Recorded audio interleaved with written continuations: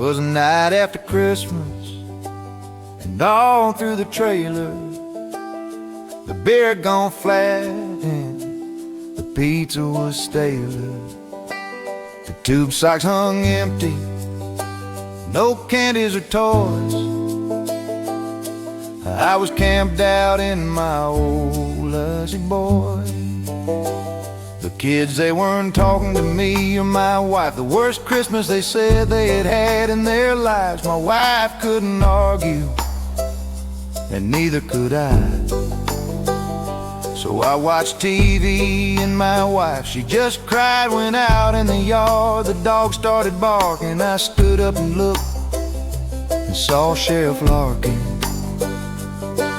He yelled, "Roy, I am sworn to uphold the laws, and I got a complaint from a feller named Claus.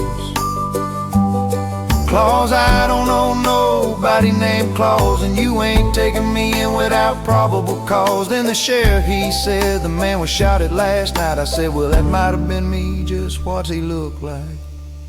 The sheriff replied, "Well, he's a jolly old fella with a big beer gut belly that shakes when he laughs like a bowl full of jelly.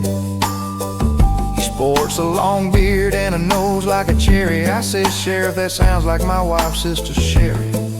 "It's no time for jokes," roared the sheriff. He said, "The man I'm describing is dressed all in red. I'm here for the truth, now it's time to come clean. Tell me what you done and tell me what you've seen." Well, I started to lie, then I thought, what the hell, it wouldn't be the first time I spent New Year's in jail. I said, "Sheriff, it happened last night about 10, and I thought that my wife had been drinking again. When she walked in from work, she was white as a ghost. I thought maybe she'd seen one of them UFOs, but she said that a bunch of deer had just flown over her head and stopped on the roof of our good neighbor Red." Well, I ran outside to look, and the sight made me shudder. A freezer full of innocents standing right on Red's gutter. Well, my hands were shaking as I grabbed my gun. Went out of Red's chimney, this feller did run, and slung on his back was a bag overflowing. I thought he'd stolen Red's stuff while old Red was out bowling. So I yelled, "Drop it, fat boy, hands up in the air," but he went about his business like he hadn't a care. So I popped off a warning shot over his head. Well, he dropped that bag and he jumped in that sled, and as he flew off I heard him extort,